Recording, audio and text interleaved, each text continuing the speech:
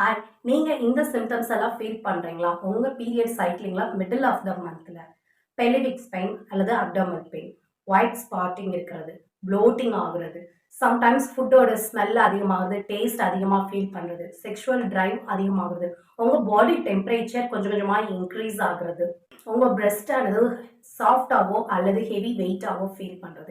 இந்த மாதிரியெல்லாம் நீங்க ஃபீல் பண்றீங்க அப்படின்னா உங்களுக்கு ஓவலேஷன் ப்ராசஸ் ப்ராப்பரா நடந்துகிட்டு இருக்குன்னு அர்த்தம். அப்ப நான் ஒண்ணு கூட ஃபீல் பண்ணது கிடையாதுன்னு சொல்றவங்கல்ல ஒரு சிலர் ஓவலேஷன் ப்ராசஸ்ல லேக் ஆயிருப்பீங்க.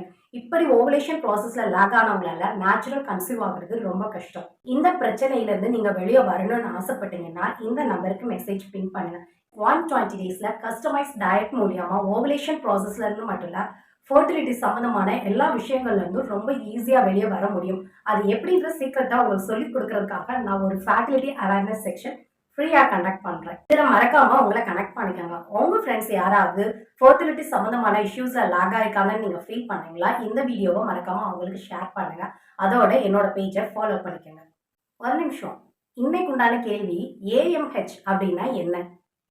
தெரிஞ்சா கமெண்ட் பண்ணுங்க. தெரிஞ்சுக்கணும்னு நினைச்சீங்கன்னா ஏஎம்ஹெச் அப்படின்னு கமெண்ட் பண்ணுங்க. உங்களுக்கு வீடியோ அப்லோட் பண்ணுங்க.